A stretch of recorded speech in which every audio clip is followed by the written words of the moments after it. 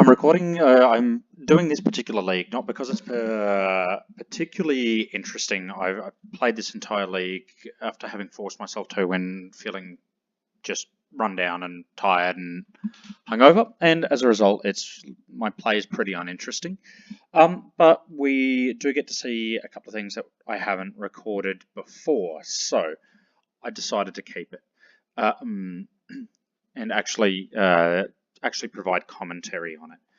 So what we have here is what looks like a very, very, very capable hand. We have a Gitaxian probe. I'm going to mulligan it anyway. I think I should have kept that. If I probed into any cantrip, I was looking really good, and I would have had a Past in Flames loop from hand if I could find a black source. Anyway, so we mulligan into another pretty reasonable hand. And I think we kind of are priced into keeping that Ponder. We want that Preordain next turn. The Preordain is going to tip our opponent off to what we're on, but that's going to be okay. And we're going to use the Preordain to start finding gas. We see Mox Diamond, which indicates one of two decks.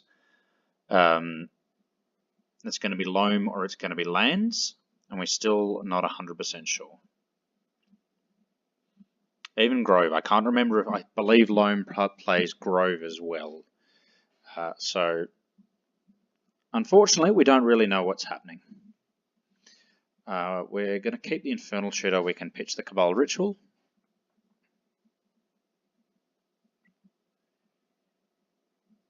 Something cool that we might be able to do if we draw a Black Source, we might be able to... Okay, so we still don't know what our opponent's on. If we draw Black Source, we might be able to do something like Dark Ritual, Therapy ourselves, Past in Flames, cast Cabal Ritual, grab a red source, most likely a Lion's Eye Diamond, and flash everything back.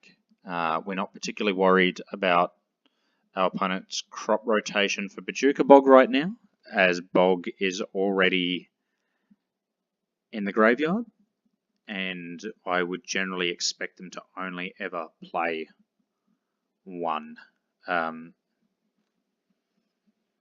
Lands, by the way, is one of the reasons that that I kept this league. I don't think I've ever recorded against it before. I don't play against it very often. I suspect it's relatively expensive for a Modo deck. So we missed the line here, unfortunately. This is just what tends to happen when I'm pretty tired.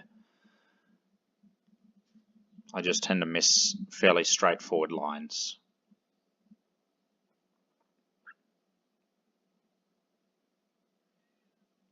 And our opponent's got Exploration going. They're still not really doing anything. They're just pinging us for one a turn. That gives us a really immense amount of time to find what we want.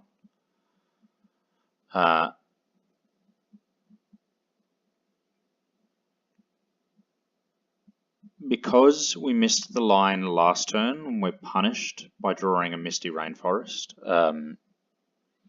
which would have let us, go off again. Well, actually go off this turn. Still, not a real concern. We have all the time in the world. And our opponent's just not doing anything. Now we could actually die to a crop rotation. So we really need to get it together.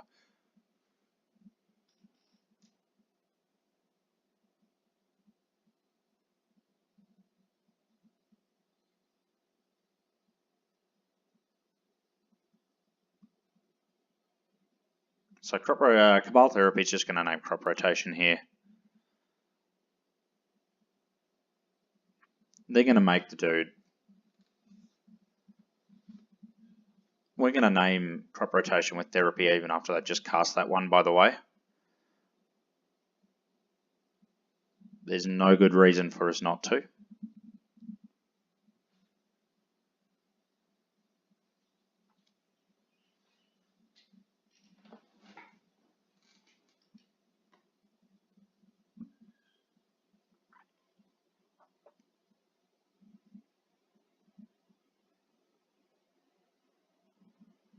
Okay, we're going to name Abandoned Hope and just be cute.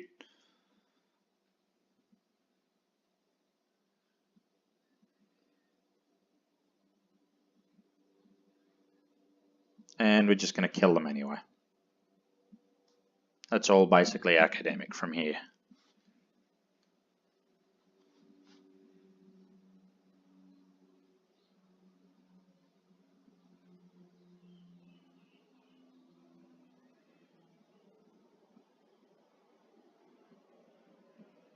In fact, I think from here we can probably even completely avoid the graveyard with the amount of mana that we've got.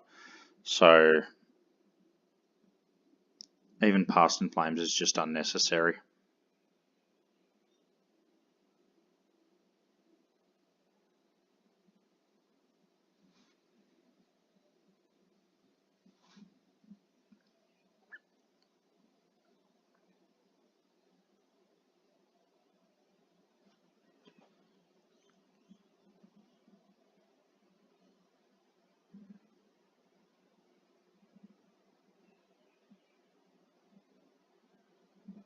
And we'll just take an easy game one. So unfortunately for our opponent, that's how game one against lands tends to go. My general experience with lands is that game one is easy. Things need to go fairly wrong for us to lose. Game two, so long as they take a hand with a resistor, we're probably going to struggle a little. And then game three we'll probably take.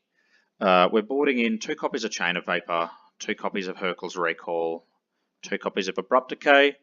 This should be fairly straightforward as to why. We just want to bounce their lock piece and kill them. We're taking out a Past in Flames because of crop rotation. We're going to cut a Cabal Ritual for the same reason. Dark Petition is a bit soft to that line, but I kind of like having the extra tutor and I don't want to go down on business. We'll cut the Therapies.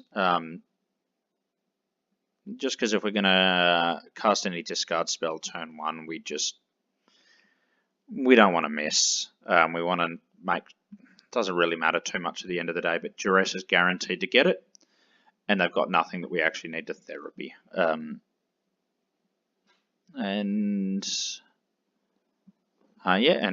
1 Preordain just because, look, I like having the filtering. I'd rather cut a Preordain, I'd rather keep a Preordain over over a Cabal Ritual there, just because I really like being as turbo Xerox as I can, as close to 100% of the time as I can. This hand's fine. We're going to look. We've got interaction. We've got a Brainstorm, and we've got a basic island. I'm worried about what our opponent's doing here. Okay, there we go. Tranquil Thicket. So they've almost got a turn 2 lock piece that they just need to run this out for first. We're going to play a basic island, and we should Brainstorm when they cast their lock piece.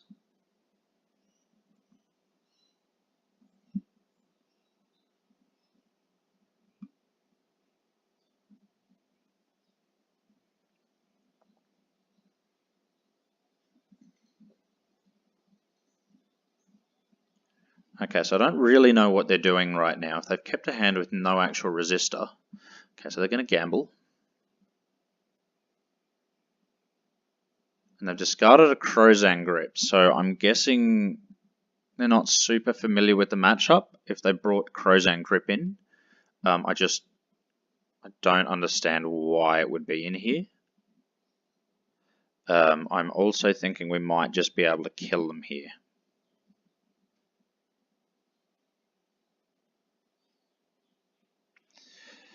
So if we go Dark Ritual, LED, Infernal Tutor, grab Past in Flames. We have Storm Count 4 once Past in Flames resolves, and we can resolve Past in Flames with 1 black and pool. Dark Ritual brings us up to Storm Count 5. 3 black, Infernal Tutor, Storm Count 6. 1 black, LED, Storm Count 7. and then Tendrils is Storm Count 8. So we need to wait. We need to wait or we need to brainstorm. And I think we should brainstorm. They're tapped out. They're not likely to have an Elvish Spirit Guide to cast a Crop Rotation off. They're not Dark Depths. I don't think we have anything to lose, especially because even if they drop a Resistor, we can untap, drop a Tropical Island, Chain of Vapor the Resistor, and win anyway. So I'm just double checking. We really do only have Storm Count 8, unless we can brainstorm. Unless we do something like LED 4. So I guess we can wait on the brainstorm. We can brainstorm in their turn, but I feel like it's correct to do it now.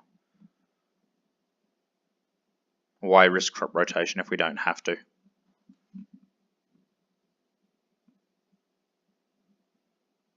Okay, we finally do it, and that should be a deterministic win.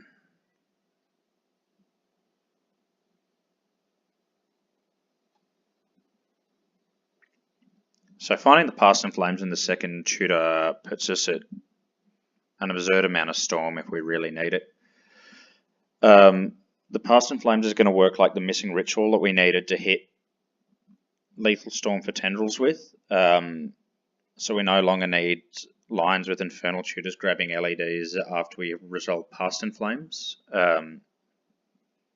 Having said that, we can do that anyway if we wanted.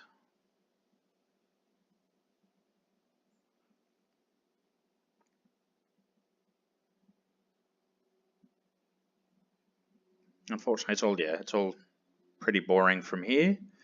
We're just going to be able to hit Lethal Storm with minimal effort and